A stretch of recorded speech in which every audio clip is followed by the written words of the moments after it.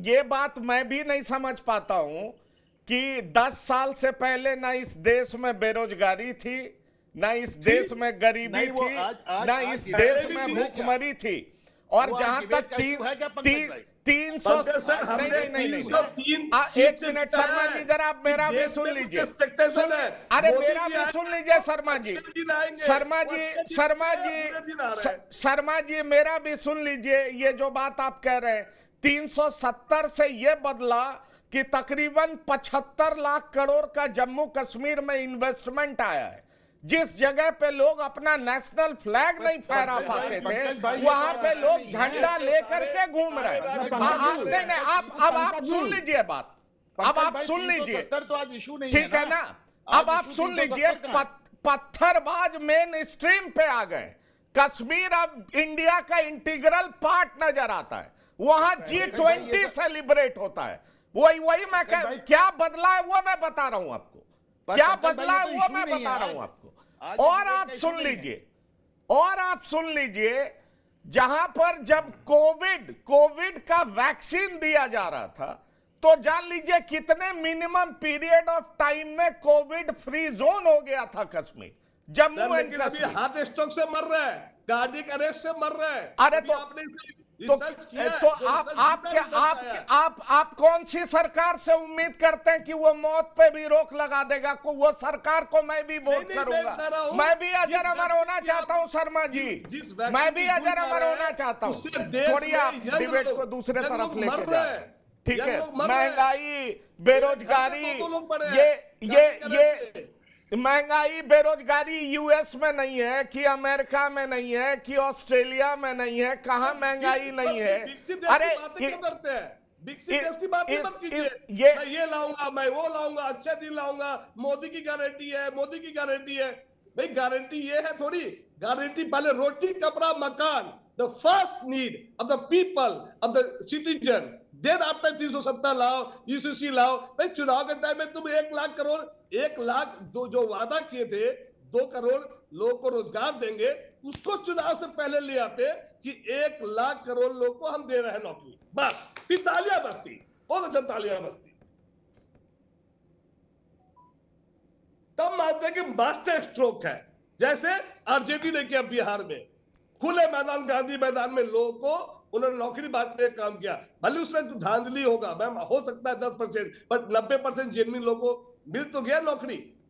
तो ये चीजें होनी चाहिए, इसको कहते हैं मास्टर स्ट्रोक। लोग कह रहे हैं राम मंदिर, भाई हम लोग किस इशू पे बात कर रहे हैं? बांग्लादेश, नहीं, एक मिनट, ये इनको शायद पता ही नहीं है। ये स्टार्टअप, आपको स्टार्टअप इस देश में पिछले 10 साल में कितना बढ़ा, ये आंकड़ा दूं क्या? बदल गया है। हम लोग डिबेट कर लेंगे इस पे, हम लोग डिबेट कर लेंगे इस पे, ठीक है? CAA ही है कि बदल गया है? नहीं, वही हम लोग डिबेट कर लेंगे इस पे। आपको महंगाई नहीं चाहिए, बेरोजगारी नहीं चाहिए, लेकिन पॉपुलेशन कंट्रोल की बात होगी तो उसमें आपको कम्युनलिज्म दिखने लगेगा। ये भी कह रहा हूं, जबकि ऐसा नहीं है कि हिंदुओं में पॉपुलेशन ज्यादा नहीं है, लेकिन अगर ये कोई बात कर दे तो उसमें कम्युनलिज्म दिखने लगेगा सबसे पहले। जी हमें तो एक बच्चा पाला नहीं जा रहा है। ठीक है, मैं वही तो कह रहा हूं, ये बहुत मजेदार चीज है। बहरहाल शर्मा जी बात हम लोग ये सब चाय पे चर्चा कर लेंगे। ठीक है, चाय पे चर्चा कर लेंगे हम लोग। ये बहुत सीधी सी बात है। मैं जानता हूं 2014 से 2019 के बीच में 560 मुस्लिमों को इस सरकार ने सिटीजनशिप दिया है। मेरे पास आंकड़ा है। अगर कोई रिलीजियसली परसिक्यूटेड है तो उसको अगर शरण दिया जा रहा है स्पेशल कानून के तहत, तो इसमें बुराई क्या है विश्वेंद्र जी? देखो, पहले तो बहुत अच्छी बात कही आपने, पर इसमें थोड़ा सा ध्यान पहुंचाना चाहूँगा कि मुद्दा भटके ना, बहुत ज़रूरी है। ये वास्तविक नागरिकता देने का काम करता, लेने का काम नहीं करता, ऐसे ये मानना पड़ेगा हमें। और दूसरे साथ में बात है कि जो 15 अगस्त 1947 को जब देश आज़ाद हुआ था, उस समय बड़ी गंभीर समस्या हुई थी कि मारकाट शुरू हो गई थी, क्योंकि धर्म के आधार पर देश बटा था। तो वो उस समय कहा गया था, उस समय के नेताओं के द्वारा, चाहे जो भी थे उस समय में, कि आज के बाद जो भी हिंदू इधर आएगा तो उसको नागरिकता दी जाएगी। आप चेक कर सकते हो उस चीज़ को भी। तो उसको ध्यान में रखते हुए आज बहुत देरी बाद बहुत पहले हो जाना चाहिए था। आज ये नागरिकता का जो सीए कानून लगेगा इसका देश के हित में है, और ये नागरिकता लेने का काम करता है, किसी की नागरिकता लेने का काम नहीं करता है। जो पाकिस्तान में, अफगानिस्तान में, बांग्लादेश में जो अल्पसंख्यक है, चाहे वो सिख हो, ईसाई हो, जैन हो, हिंदू हो, उनको नागरिकता देने का काम भारत में करता है। तो वो तड़पे लोग, वे परेशान हैं। क्या हालात वहाँ हो रही है, वहाँ माताओं बहनों के साथ क्या स्थिति है आपके सामने है। तो उनके साथ अत्याचार हो रहा है, शोषण हो रहा है, उसके लिए किया जा रहा है। जो सच्चाई भी है, रही बात समय की बात, समय तो चूँकि 9 दिसंबर 2019 को लोकसभा में ही आया था जो कानून बना, 11 को राज्यसभा में आया, 11 दिसंबर 2019 को, फिर 12 दिसंबर को राष्ट्रपति के पास गया। बीच में कुछ कारण बने हैं जिसकी वजह से आज ये आया है, कुछ स्थितियां होती है। तो ये समय का मांग थी इस समय, और लेट है अभी भी, बहुत पहले आ जाना चाहिए था, बहुत पहले आ जाना चाहिए था। बिलाल जी, आपके पास आना चाहूंगा। इसमें तो मैं भी इस बात से बिल्कुल सहमति रखता हूं कि पॉलिटिक्स है। मैं मानता हूं इसको पहले ही क्यों नहीं लाया गया, पॉलिटिक्स है। इसमें किसी की नागरिकता छीनी नहीं जा रही है, नागरिकता दी जा रही है, और वो कुछ हजार में है, मेरे ख्याल से वो लाख में भी नहीं। 31,000 तो इतने लोगों को नागरिकता देश अफोर्ड कर सकता है, करोड़ों लोगों को, लाखों लोगों को देश अफोर्ड नहीं कर सकता। और ये कौन सी बात हुई कि भाई आप जिस कंट्री में जिस रिलीजन के नाम पे भगा रहे हो लोगों को, और फिर उनको भी इस देश में किस लिए नागरिकता मिले, क्यों मिले, ये सबका हो और वो सब स्पेसिफिक उसी पर्टिकुलर रिलीजन का हो, ये कौन सी बराबरी की बात है? ये सोचने वाली बात है, ये कौन सी बराबरी की बात है? नहीं तो मैं व्हाट शैल आई रिप्लाई, आप क्वेश्चन क्या है आपका? मेरा बड़ा सीधा सा सवाल है कि सीए का विरोध क्यों, इसमें पॉलिटिक्स क्या है? और जो रिलीजियस परसिक्यूटेड लोग हैं, जिनके लिए सर्वाइवल प्रॉब्लम है, जिनका लाइफ पे थ्रेट है, जो अपने फेथ को आगे नहीं बढ़ा सकते, वो अगर इस कंट्री में हैं, चाहे सिख हो, ईसाई हो, हिंदू हो, पारसी हो, तो उनको अगर दिया जा रहा है तो इसमें बुराई क्या है? इसका विरोध क्यों होना चाहिए? इसमें पॉलिटिक्स क्यों दिखता है? केवल विपक्ष इसलिए पॉलिटिक्स कर रहा है क्योंकि लग रहा है कि इसको पोलराइज किया जा सकता है, बीजेपी फायदा ले लेगा, हम भी पोलराइज कर लें, हम भी फायदा ले लें। कानून में क्या गलती दिखाई पड़ती है, क्यों विरोध है इसका? देखिए पंकज भाई, सारा खेल परसेप्शन का है, और पॉलिटिकल पार्टीज इसमें दो राय नहीं कि जो भी राजनीति करती हैं परसेप्शन पे करती है। और इसमें बुनियादी एक सवाल था कि साहब, आपने हिंदू अल्पसंख्यकों को, क्रिश्चियन अल्पसंख्यकों को, बौद्ध अल्पसंख्यकों को, जैन अल्पसंख्यकों को, जो अफगानिस्तान, पाकिस्तान और बांग्लादेश में, उनको भारत आने के लिए नागरिकता का जो एक सीए कानून बनाया है, तो इसमें मुसलमानों को क्यों नहीं बनाया?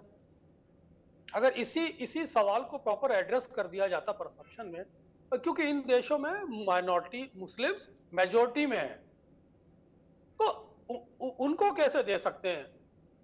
मान के इस तरह से देखिए आप कि अगर देश, हिंदुस्तान के अंदर कोई माइनॉरिटी परेशान है और कल पाकिस्तान एक कानून बनाता है कि साहब भारत के अंदर कोई माइनॉरिटीज के साथ उत्पीड़न होता है तो हमारे यहाँ आ सकता है, तो वो कोई हिंदू उसको कोई देगा अपने यहाँ इस तरह की सुविधा? क्योंकि भारत एक हिंदू अल्पसंख्यक देश, हिंदू मेजोरिटी देश है।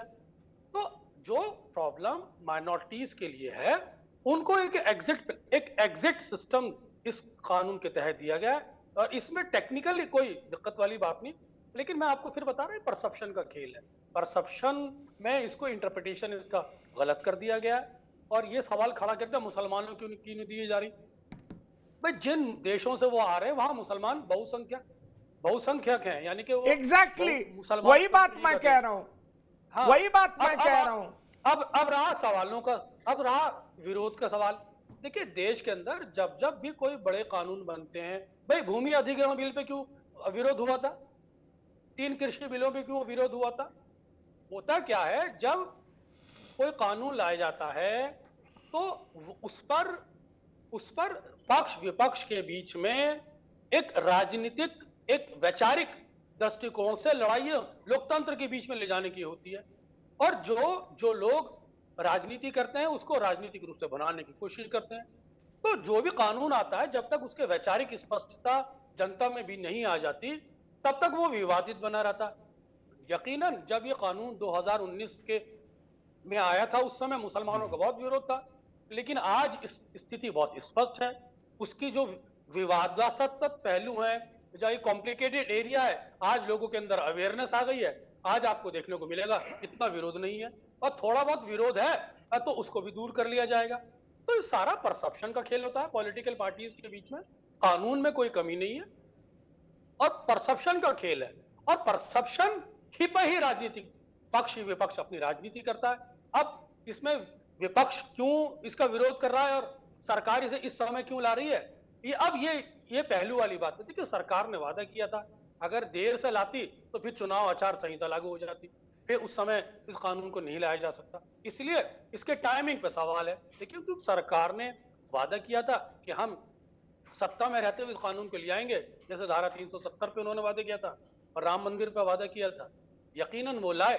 अब ये परसेप्शन में एक इशू है, इस पर भारतीय जनता पार्टी किस तरह से इसको एड्रेस करती है या विपक्ष इसको किस तरह से एड्रेस करता है, ये लोकतंत्र के बीच की लड़ाई है। जहां तक कानून का मसला है, कानून में कोई प्रॉब्लम नहीं, कानून में कोई प्रॉब्लम नहीं। अब इस बात को क्या आप डिनाई करते हैं? एक बात जो अक्सर पूछा जाता है इसके बारे में कि जो भारतीय संविधान की मूल भावनाएं उसके विरोध में इसलिए है क्योंकि रिलीजियस डिस्क्रिमिनेशन किया गया। और मैं कहीं पे पढ़ रहा था तो अमित शाह पार्लियामेंट में ही बोले कि समय समय पर युगांडा, श्रीलंका के लोगों को नागरिकता दी गई है चिन्हित करके। अभी हमने कानून बनाया है, एक ऐसा तो है नहीं कि जो नेचुरल प्रोसेस है सिटीजनशिप का वो कानून बंद कर दिया है, उसके तहत तो कोई भी लोग सिटीजनशिप के लिए अप्लाई कर सकता है। लेकिन इन 3 देशों में जो रिलीजियसली परसिक्यूटेड है उनको तो हम देंगे। अब उनका ये लॉजिक है कि चूंकि बीच में कोविड था, बहुत तरह की समस्याएं थी, इसलिए डिले हो गया। खैर, मैं खुद इस बात से सहमत नहीं हूं। कोविड खत्म हुए बहुत समय हो चुका है, लेकिन फिर भी 2024 चुनाव से पहले तो राजनीतिक मायने हैं, ये तो मैं भी समझता हूं कौशिक जी। लेकिन राजनीतिक पार्टियां राजनीति तो करती हैं, पर जिन लोगों का कहीं पे कोई ठिकाना नहीं, रहने की आज़ादी नहीं, राइट टू लाइवलीहुड नहीं, राइट टू लाइफ नहीं, अगर उन कुछ हजार लोगों को अगर इस देश में रहने की व्यवस्था की जाती है, तो मुझे लगता है कि जिस तरह का विरोध पहले हमने शाहीन बाग में देखा, असम में देखा, हमें नहीं लगता अब उस तरह का विरोध दिखेगा, क्योंकि अब लोगों को समझ में आ चुका है कि ये नागरिकता छीनने का कानून नहीं है, ये नागरिकता देने का कानून। नहीं, बिल्कुल पंकज जी। और ये आप देखिए कि 2014 के बाद क्या इस देश ने अफगानिस्तान, बांग्लादेश और पाकिस्तान के मुसलमानों को नागरिकता नहीं दी क्या? इसके अलावा के हिंदुओं को भी नागरिकता नहीं दी क्या? यदि आप आंकड़ा उठा के देखेंगे 2014 के बाद, तो लगभग 4000 से ज़्यादा नागरिकों को हमारे देश के कानून ने नागरिकता दी है। उसमें 15 से 18% मुस्लिम भी है। तो ऐसा नहीं है कि सीए लागू होगा तभी नागरिकता दी जाएगी, या इससे पहले नागरिकता थी नहीं, दी नहीं गई थी। एक प्रोसीजर है उसका कि भारत सरकार की कमेटी है, आप अप्लाई करेंगे, वो निर्णय उस पर करेगी। अब यह है कि आप जो अल्पसंख्यक समुदाय के लोग रह रहे हैं वो पोर्टल पर डालेंगे, अल्पसंख्यक है उनकी बहुत ज़्यादा छानबीन नहीं होगी, और जो बहुसंख्यक हैं उनका जो कानून देश में पहले से लागू है वो अब तक अल्पसंख्यकों पर भी लागू होता था, उसमें थोड़ा ढिलाई बरतने की बात कही गई है। या 2014 से पहले भी लें हम, यदि ये कानून लागू भी हो गया, कितने 31,000 के आसपास लोग हैं, अब 31,000 लोगों को मेंबरशिप देना, देश की नागरिकता देना, और एक बहुसंख्यक समाज के लोग जो 2 करोड़ से ऊपर लोग रह रहे हैं उनको सदस्यता देना, नागरिकता देना, दोनों में अंतर आप समझिए। और अधिकतर कट्टरता की आप बात करिए, जिन देशों की बात हो रही है, अल्पसंख्यक समुदाय के साथ हुआ क्या? 50 साल पहले उनकी जनसंख्या कितनी थी, अब जनसंख्या उनकी कितनी है? क्या इस पर स्वस्थ पर चर्चा नहीं होनी चाहिए क्या? 2019 में जब ये कानून लागू हुआ तो राहुल लाल जी जैसे लोग गला फाड़ फाड़ के टीवी चैनल पर चिल्लाते थे। हाय तौबा हो गया इस देश में। ऐसे लग रहा था कि सबसे ज्यादा नुकसान इन्हीं लोगों को हुआ है। एक माहौल ऐसा क्रिएट करने का प्रयास उस समय किया गया कि पता नहीं ऐसा कानून आ गया है कि सारे मुस्लिम जो यहां रह रहे हैं उनको सरकार उठा के बाहर फेंक देगी। ये इस तरीके की जब चर्चा देश में हुई तो निश्चित तौर से एक समुदाय ऐसा होता है जो जो जो मिश्रा जी ने कहा कि एक भीड़ जा रही है, मैं भी चल दिया उसके साथ, कुछ लोग जा रहे होंगे, तो वही हुआ। अब जब इतने साल बाद लागू हो रहा है निश्चित तौर से, तो उस पर एक स्वस्थ पर चर्चा होनी चाहिए। मैं कांग्रेस के तमाम लोगों को अभी सुन रहा था, आपकी डिबेट से पहले जो बयान दे रहे थे, वो कह रहे इस कानून पर हम समीक्षा करेंगे, देखेंगे क्या है। अरे भाई 5 साल 4 साल पहले जो कानून पास हो गया, उसको अब कानून को आप देखेंगे नहीं, आप चुनाव के हिसाब से उसकी समीक्षा करेंगे और वही परोसने का काम जनता के बीच करेंगे, जो आप जानते हैं कि किस तरीके का माहौल क्रिएट किया जाए, किस तरीके से मुसलमानों को अपनी तरफ करने का प्रयास किया जाए। तमाम आपने नेताओं के बयान दिखाए, अभी तक 4 साल में कोई कानून नहीं पढ़ पाया कि इसमें क्या है क्या नहीं, क्या गलत है। अब आप पढ़ेंगे नोटिफिकेशन जारी हो जाने के बाद। दूसरी सबसे महत्वपूर्ण बात है कि चुनाव के समय पर है, मैं मिश्रा जी की बात से सहमत हूं। पार्टी और हमारे अभी मित्र कह रहे थे कि राजनीतिक दल है, राजनीति तो करेगा ही, कोई मंदिर में घंटा बजाने थोड़ी आए हैं। राजनीतिक कारणों से यदि कोई कानून लाया जा रहा है और किसी भी समुदाय का भला हो रहा है तो उसमें स्वागत होना चाहिए। यदि किसी का नुकसान हो रहा है, यदि किसी का नुकसान हो रहा है, लग रहा है उनको, तो हमारे देश में संवैधानिक व्यवस्थाएं हैं। जैसे अभी चुनावी बॉन्ड की चर्चा हुई, चुनावी बॉन्ड को खत्म किया, 7 साल बाद किया ना। तो यदि कोई ऐसा कानून यदि लग रहा है देश के नेताओं को, नागरिकों को या वरिष्ठ लोगों को कि नहीं ये आउट ऑफ लाइन है, तो निश्चित तौर से माननीय उच्चतम न्यायालय उसकी समीक्षा करेगा।